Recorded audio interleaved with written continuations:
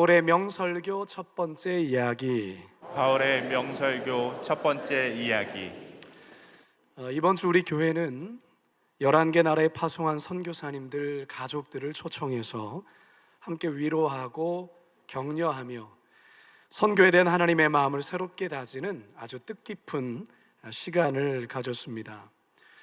특별히 주일 저녁부터 금요일 오전까지 5박 6일 제주도에서 선교사님들과 함께 보내면서 시간 들려주시는 선교사님들의 선교 보고에 참석한 모두의 마음이 참으로 뜨거워졌습니다. 스리랑카는 현재 국가 부도로 대통령마저 도망쳐 나라가 큰 혼란에 빠져 있고, 아프리카의 여러 나라들은 오랜 독재로 부정부패가 만연한 가운데 경제가 바닥을 치고 있습니다.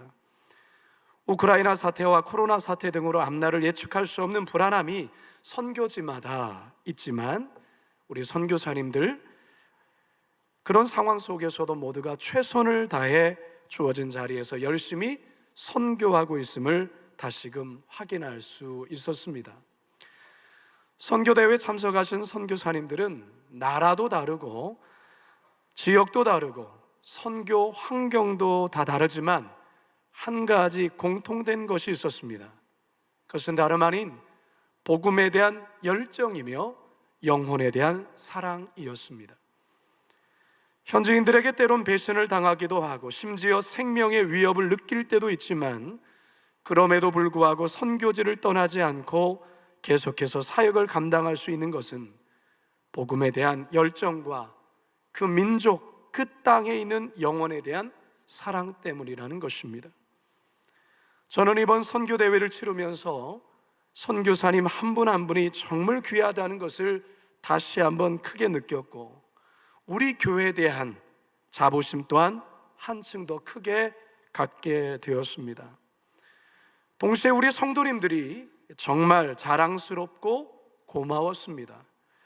특별히 새선이와 그리고 함께 봉사한 봉사자들에게 너무나도 큰 감동을 받았습니다. 우리 다시 한번 수고하신 분들을 향해서 큰 박수로 한번 격려해 주셨으면 감사하겠습니다. 정말 우리 모두 함께 수고했습니다. 너무 감사합니다. 사랑하는 성도 여러분, 교회가 이 땅에 존재하는 이유가 무엇입니까? 그리고 성도들이 끝까지 감당해야 될 사명이 무엇입니까?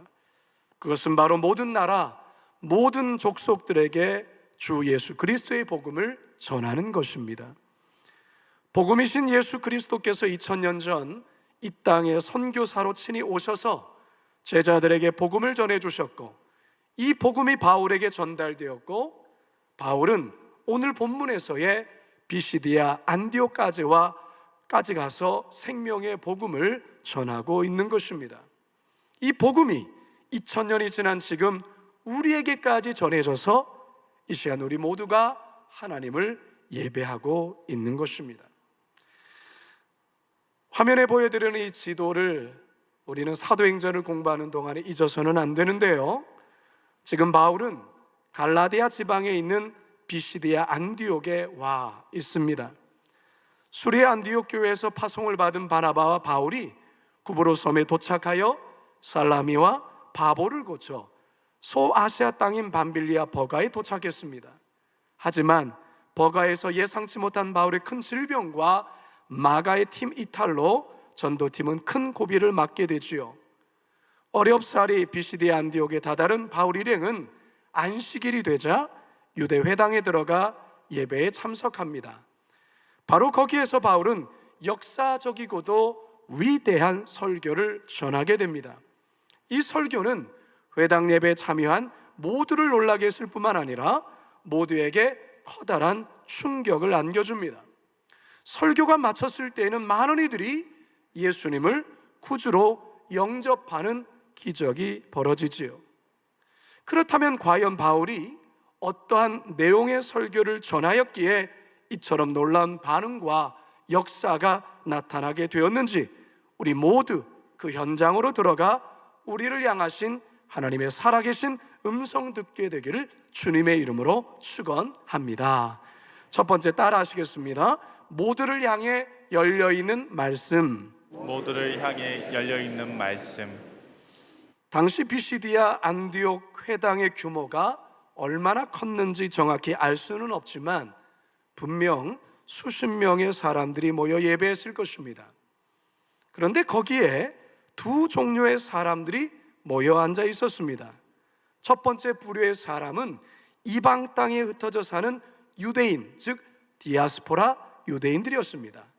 또 한 부류의 사람들은 헬라인이면서도 유대교로 개종한 소수의 사람들입니다. 우리 16절 함께 읽습니다. 시작. 바울이 일어나 손짓하며 말하되 이스라엘 사람들과 및 하나님을 경외하는 사람들아 들으라. 자, 여기서 바울은 이스라엘 사람들, 자, 이들이 바로 디아스포라 유대인을 가리키는 말이고요. 하나님을 경외하는 사람들, 바로 이 사람들이 유대교로 개종한 헬라인들입니다. 여러분들도 잘 아시다시피 디아스포라 유대인들은 이방 땅에 흩어진 유대인들입니다. 이들은 비록 타국에, 먼 타국에 살고는 있지만 항상 고국을 그리워하며 그 땅에서 회당을 지어서 율법을 지키며 조상적부터 섬겨온 구약의 하나님을 예배하는 이들이었습니다. 개종한 헬라인들은 원래 하나님과는 전혀 무관한 자들이지요. 우상을 숭배하고 자기의 민족신을 섬기는 자들이었습니다. 그런데 어떠한 계기를 통해 그들 또한 여호와 하나님을 알게 되었고 유대교의 일원이 된 것입니다. 자, 그런데 지금 이 비시디의 안디옥 회당에는 디아스포라 유대인과 개종한 헬라인이 함께 모여 하나님을 예배하고 있습니다. 사랑하는 성도 여러분, 사도 바울이 큰 질병에도 불구하고 그리고 마가의 배신에도 불구하고 이곳 비시디아 안디옥까지 온 이유가 무엇입니까? 그것은 바로 이들에게 구원의 소식, 복음을 전하기 위해서였습니다. 하나님의 아들이신 예수 그리스도, 그가 메시아이기에 그를 믿는 자들은 구원을 주신다는 이 구원의 메시지를 전해주려 했던 것입니다. 이 메시지가 유대인들만이 아니라 헬라인에게도 열려있는 하나님의 말씀이라는 것을 알려주고 싶었습니다. 로마서 10장 12절에서 13절을 읽습니다. 시작. 유대인이나 헬라인이나 차별이 없음이라 한 분이신 주께서 모든 사람의 주가 되사 그를 부르는 모든 사람에게 부여하시도다. 누구든지 주의 이름을 부르는 자는 구원을 받으리라. 아멘. 성도 여러분, 이 세상 그 어느 누구도 복음이 필요하지 않는 사람은 없습니다. 살아있는 모든 생물에게는 반드시 산소가 필요하고 마실 물이 필요하고 양식이 필요하듯 모든 영혼들에게는 생명의 복음이 필요합니다. 부유한 사람에게도 필요하고 가난한 사람에게도 필요합니다. 남자에게도 필요하고 여자에게도 필요합니다. 노인에게도 필요하고 어린 아이들에게도 필요합니다. 내국인들에게도 필요하고 외국인에게도 필요합니다. 따라서 생명의 복음은 모두에게 열려있는 하나님의 말씀이라는 것입니다. 지금 바울이 이것을 전하기 위하여 여기까지 온 것이죠. 이번 선교대회에 참여하신 선교사님들은 우리 교회가 11개국에 파송한 선교사님들이십니다. 필리핀, 베트남을 비롯해서 대만, 러시아, 잠비아, 우간다, 스리랑카, 르완다, 일본 등 바로 여러 곳곳에서 복음을 전하시는 우리 선교사님들인데요. 왜 이들이 이 다양한 나라로 파송을 받아서 그곳에서 선교사로서의 삶을 살아가는 걸까요? 바로 그 땅에 예수 그리스도의 복음이 필요하기 때문에 그렇습니다. 복음을 알지 못해 죽어가는 영혼들이 그곳에 많기 때문에 선교사님들이 직접 그 땅에 가서 그들의 언어로 생명의 복음을 전하는 것입니다. 물론 선교라는 것이 꼭 먼 나라에 가서 복음을 전하는 것만이 선교가 아니죠. 선교의 개념이 이제는 지역을 넘어 영역으로 바뀌어져 가고 있습니다. 다음 세대가 이제는 미전도 영역, 즉 선교의 영역이 되어버렸습니다. 그래서 우리 교회가 다음 세대 교육 선교사 2분을 작은 교회에 파송한 것 아니겠습니까? 대학 캠퍼스나 직장, 군대, 장애인에게나 외국인 노동자 등등 이 모두가 선교의 영역이고 이들 모두에게 하나님의 생명의 말씀이 전해져야 된다는 것입니다. 지난 주일에 2부 예배를 마치고 저는 새가족 부실에서 일본에서 오신 한 새신자분에게 복음을 전하고 예수님을 영접하는 기도를 하게 되었습니다. 이분은 현재 우리 교회에 출석하고 있는 한 집사님의 이모가 되시는 분이신데요, 오랫동안 일본에 계시다가 오랜만에 한국에 오시면서 조카 집사님이 광성교회로 인도해 오신 겁니다. 이분에게는 가슴 아픈 사연이 몇 개가 있었지만 그 중에 하나가 얼마 전 아들을 하늘나라로 떠나보낸 일이 있었습니다.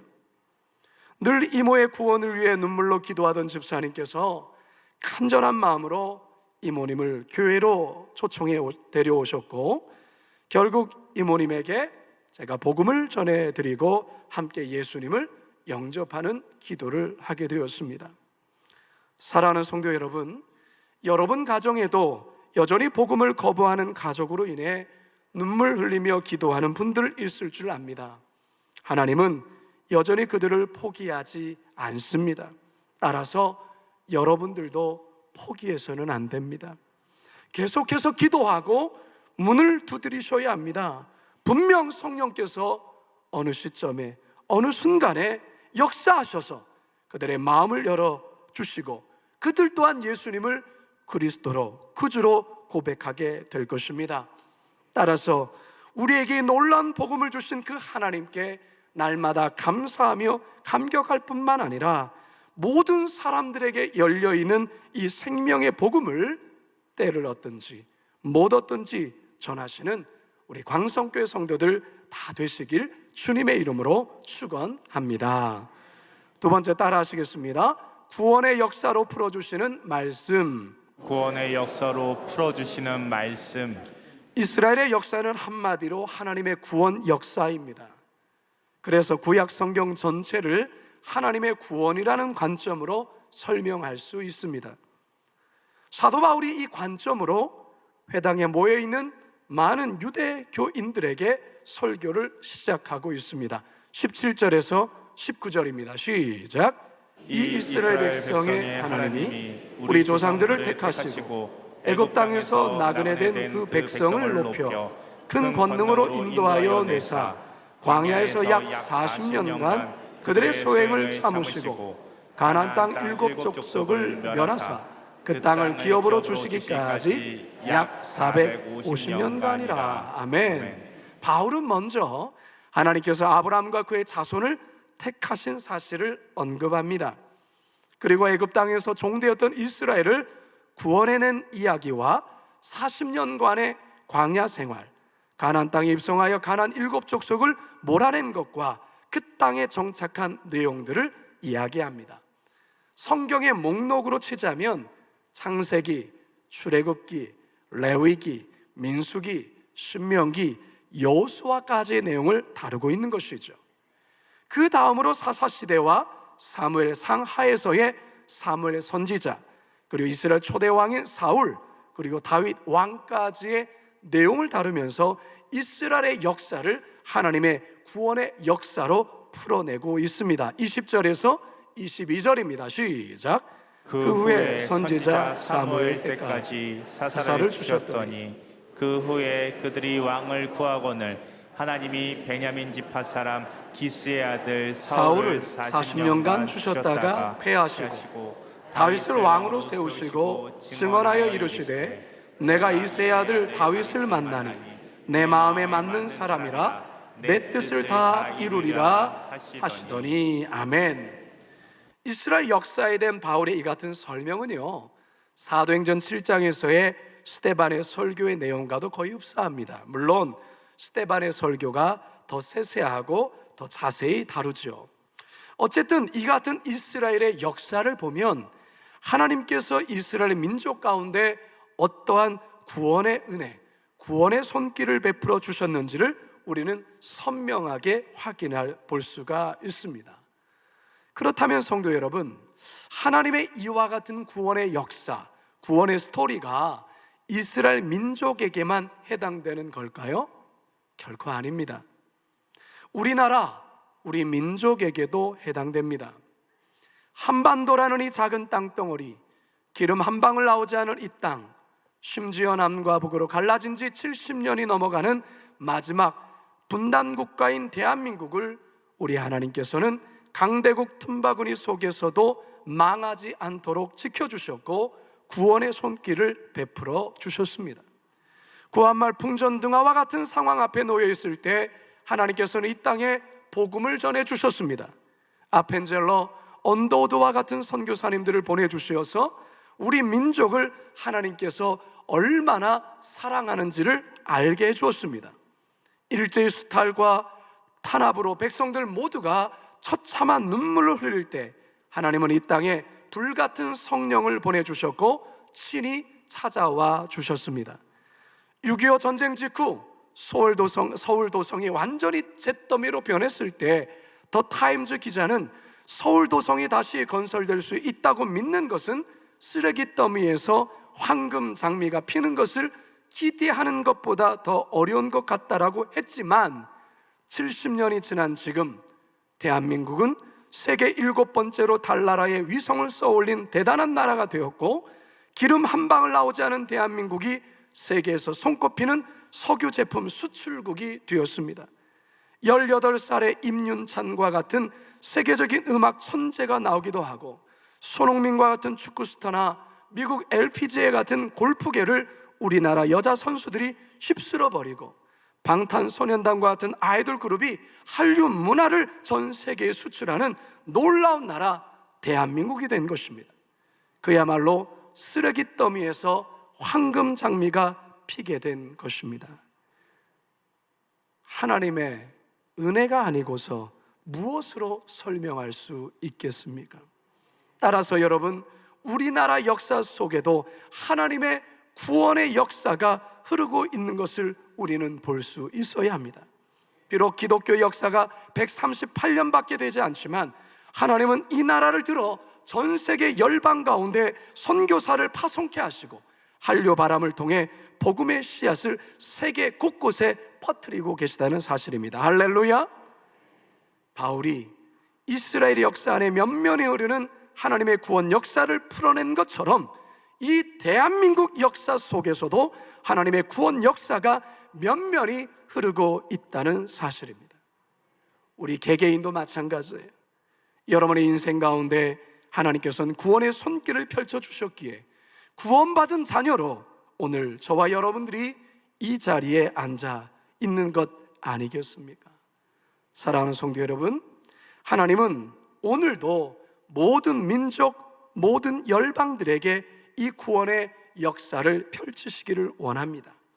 이 일을 저와 여러분을 통해서 행하기를 원하십니다. 따라서 우리는 우리가 처한 환경에서 이 구원의 역사, 구원의 스토리를 계속해서 써내려가야 하는 것입니다. 이 땅에 돈을 벌기 위해 온 외국인 노동자들에게도 구원의 스토리가 쓰여져야 합니다. 그들을 그리스도의 제자로 변화시켜서 다시 본국으로 돌아가서는 그들로 하여금 그 땅에 복음의 스토리가 쓰여지도록 해야 합니다. 우리 교회에 출석하는 베트남 형제들, 그리고 태국 형제들, 영어권에 속한 형제들을 사랑으로 잘 품어주시고 섬겨줄 때 그들이 이와 같은 일들을 자신의 고국으로 돌아가서 감당하게 될 줄로 믿습니다.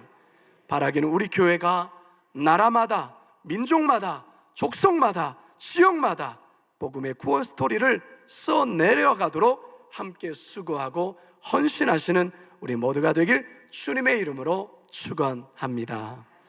마지막 세 번째 따라 하시죠. 그리스도의 복음으로 귀결되는 말씀. 그리스도의 복음으로 귀결되는 말씀. 아브라함의 택함부터 이스라엘 전 역사에 걸친 구원의 역사를 설명한 바울은 이제 본론으로 들어갑니다. 그 본론이 무엇이냐? 다윗 언약을 통해 약속하신 메시아, 그분이 다름 아닌 나사렛 예수라는 것을 증거하는 것입니다. 23절입니다. 시작. 하나님이 약속하신 대로 이 사람의 후손에서 이스라엘을 위하여 구주를 세우셨으니 곧 예수라. 사도 바울은 이 같은 사실을 이스라엘에 흐르는 그 구원의 역사 속에 결국은 바로 예수 그리스도, 바로 그가 메시아요 그리스도라는 것을 증거하고 있습니다. 더불어서 바울은 대중들에게 이 예수 그리스도가 그리스도라는 것을 처음으로 알린 증거한 인물로 세례 요한을 이야기합니다. 25절입니다. 시작. 요한이 그 달려갈 길을 마칠 때 말하되 너희가 나를 누구로 생각하느냐? 나는 그리스도가 아니라 내 뒤에 오시는 이가 있으니 나는 그 발에 신을 끈을 풀기도 감당하지 못하리라 하였으니. 여러분, 이스라엘의 구원 역사나 세례 요한의 증거는 결국 누구를 향한 것입니까? 누구입니까? 예수 그리스도이십니다. 즉 구약에서의 모세 오경이나 여러 선지서 그리고 시편의 모든 말씀이 오실 메시아, 즉 예수 그리스도에 대한 증언이라는 것입니다. 누가복음 24장 44절입니다. 시작. 또 이르시되 내가 너희와 함께 있을 때에 너희에게 말한 바 곧 모세의 율법과 선지자의 글과 시편에 나를 가리켜 기록된 모든 것이 이루어져야 하리라 한 말이 이것이라 하시고. 아멘. 자, 그런데 문제가 무엇입니까? 성경을 수백 번 읽고 율법을 달달 외우는 유대인들이 정작 예수님이 누구인지를 모른다라는 것입니다.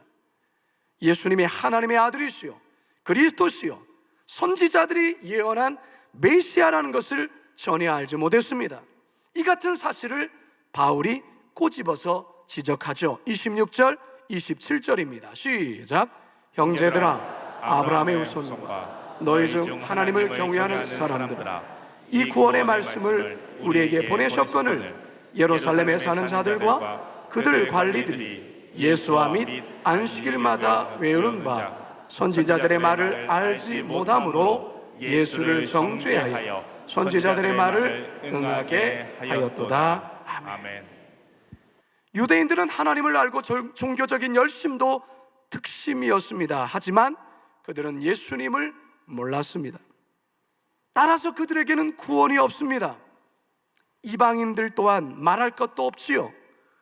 사도 바울도 다메섹 도상에서 예수님을 만나기 전에 그랬습니다. 그의 종교적인 열심, 그 누구도 따라올 수 없을 정도로 특심이었지만 그는 예수님을 바르게 알지 못하였기에 그의 열심은 헛된 열심이었습니다. 여러분, 우리들도 마찬가지일 수 있어요. 교회에서 아무리 열심으로 구제하고 봉사도 하고 온갖 열심을 낸다 해도 예수 그리스도를 제대로 알지 못하고 믿지 않는다면 구원을 얻을 수 없습니다.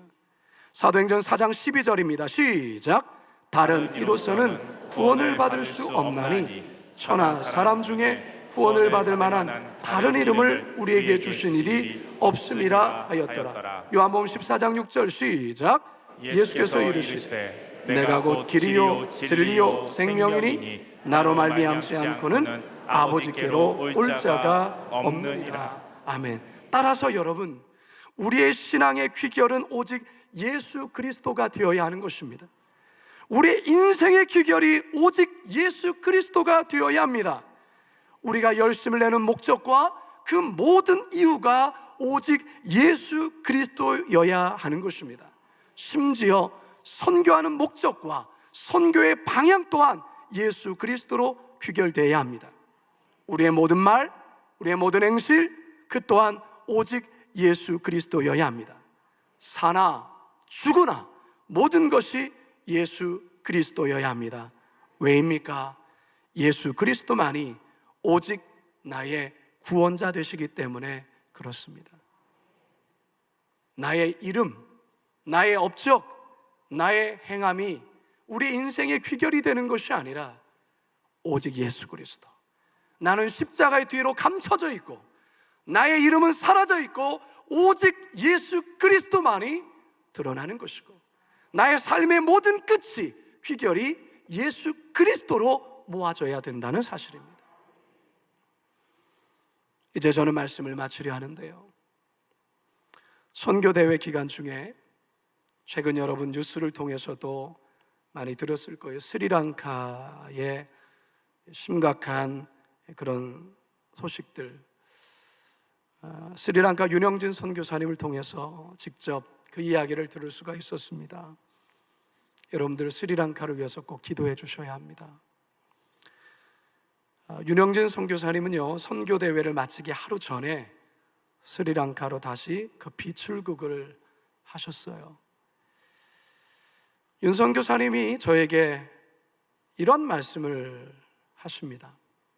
광 목사님, 스리랑카 대통령마저 백성을 버리고 어디론가 도망쳤다고 합니다. 그래서 저는 스리랑카 영혼을 위해 하루라도 빨리 다시 돌아가려 합니다. 목사님, 저를 위해 기도해 주시고 스리랑카를 위해 기도해 주십시오 라는 말씀을 저에게 남기셨어요. 사랑하는 성도 여러분, 저와 여러분이 예수님을 구주로 믿고 하나님의 백성이 된 것은 누군가가 나에게 그 복음을 전해 주었기 때문에 그와 같은 일이 벌어진 거예요. 사실 우리나라는 예수님과 전혀 상관없는 나라입니다. 우리들은 이방인 중에 이방인이 아닐 수 없어요. 그런데 이 생명의 말씀, 우리들에게도, 이 민족에게도 전해주셨어요. 우리가 예수님을 알게 된 이후로 우리의 삶이나 우리나라의 역사 또한 하나님의 구원의 역사로 해석되고 풀어지지 않습니까? 다시 말해서 하나님께서 이 민족에게 역사의 수많은 일들을 통해서, 수많은 역경과 고난을 통해서도 우리 하나님, 이 민족을 사랑하시고 구원의 손길을 베풀어 주셨다는 것을 우리는 알게 되는 것이죠. 따라서 성도 여러분, 우리의 남은 삶은 오직 예수로만, 오직 예수님에게만 초점이 맞춰져야 할 것입니다. 선교사님들은 선교지에서 오직 예수 그리스도를 증거하는 삶을 사신다면 이곳에 머물고 있는 우리 모두에게는 우리에게 주어진 그 삶의 자리에서 일상의 선교사로 복음 증거하는 삶을 살아야 될 줄로 믿습니다.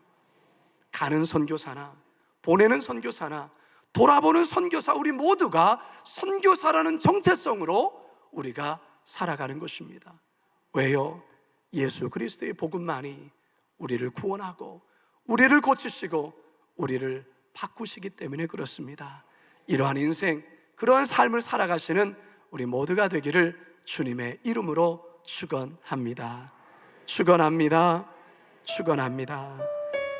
오늘 말씀을 준비하다가 이 찬양을 준비했어요. 이 찬양은요, 우리 선교사님들이 선교 지역에서 하나님께 고백하는 심정으로 고백하는 찬양인데, 우리 같이 한번 가사를 깊이 들여보시면서 함께 찬양하도록 하겠습니다. 주께서 주신 동산에 땀 흘리며 씨를 뿌리며 내 모든 삶을 드리니 날 사랑하시는 내 주님께 비바람 앞을 가리고 비바람 앞을 가리고 내 육체는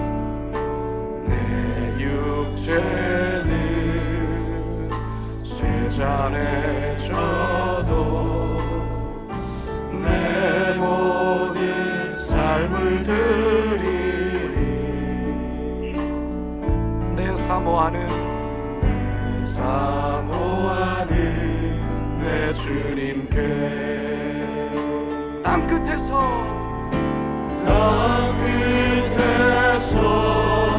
주님을 맞으리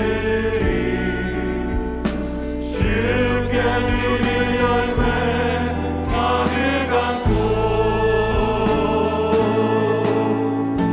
땅 끝에서 주님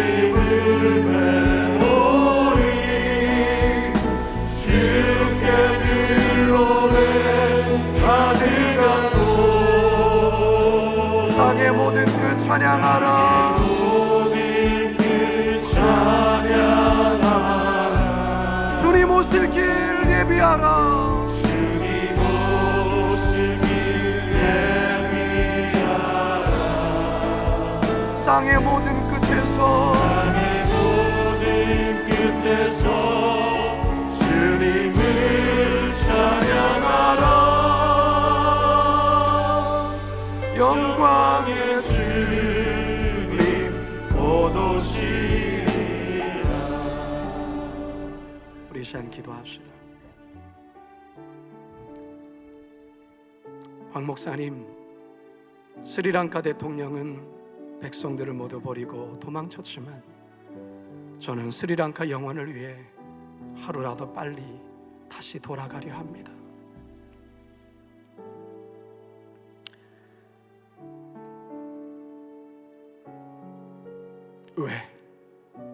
왜 그분이 그리로 가려 하는 걸까요? 무엇 때문에? 거기 가면 땅을 얻습니까? 거기 가면 돈을 얻습니까? 거기 가면 명예를 얻습니까? 아니요. 예수 그리스도, 복음,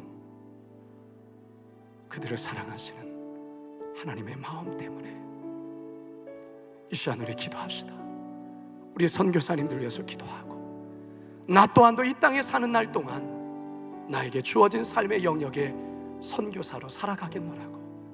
우리의 삶의 모든 끝이, 우리의 삶의 모든 귀결이 오직 예수 그리스도만이 되게 해달라고. 나의 이름, 나의 업적, 나의 그 어떤 것은 다 지워지고 오직 예수, 오직 예수. 우리 다 같이 주여 한번 부르짖고 기도하며 나아가도록 하겠습니다. 주여, 살아계신 아버지 하나님, 스리랑카 땅을 우리 유령들에서 하나님, 그 땅에 아버지 하나님 혼란스러운 그 땅에 간 것처럼 주여, 우리의 땅끝, 우리가 가야 될 그 땅끝, 주님 그 땅끝에 쓰게 하여 주시옵소서. 나에게 주어진 그 땅끝, 그 땅에 쓰게 하여 주시옵소서. 하나님 아버지, 우리의 삶의 기결이 오직 예수 그리스도가 되어지기를 원합니다. 그리하여서 땅끝에서 주님을 맞이할 수 있는 하나님 아버지, 우리 모두가 될 수 있도록 인도하여 주옵소서. 아직도 그리스도를 알지 못하는 우리의 가족들과 친척들과 형제들에게 이 살아계신 복음, 생명의 복음을 전할 수 있도록, 그래서 우리 모두가 주님 앞에 설 수 있도록 하나님 역사하여 주시고 인도하여 주시옵소서. 하나님, 땅 끝에 가서 주님 맞기 위하여 오늘도 험악한 선교지를 향해 나아가는 우리 선교사님들, 주님 저들을 지켜주시고 돌봐주시옵소서. 특별히 스리랑카 땅을 주의 손에 올려드립니다. 말로 다 할 수 없는 나라의 어려움 속에 지도자마저 백성들을 버리고 도망치는 상황 속에 우리 귀한 선교사님, 하루라도 빨리 가서 그 영혼 돌아보겠다고 하는 그 마음을 우리 주님 꼭 기억하여 주시고, 우리 선교사님 안위와 우리 선교사님 사역에 성령의 기름을 부어 주시옵소서. 하나님, 우리들의 땅끝은 어디입니까? 우리가 가야 될 그 선교지는 어디입니까? 하나님, 그곳에 가게 하여 주시고 그곳에서 주님 앞에 서는 그날까지 오직 예수 그리스도를 외치고 예수 그리스도와 더불어 살고, 그래서 우리에게 마지막 남겨진 모습은 내가 아니라, 나의 업적이 아니라 예수 그리스도 그분이 되게 하여 주시옵소서. 우리 교회가 이 일을 위하여 헌신하며 이 일을 위하여 선교사를 계속해서 파송하고, 내가 선교사가 되어서서 비록 세계 아버지 하나님 저 먼 타국이 아닐지라도 우리에게 주어진 그 영역에서의 선교사로 살아갈 수 있도록 도와주시옵소서. 감사하며 예수님의 이름으로 기도드리옵나이다.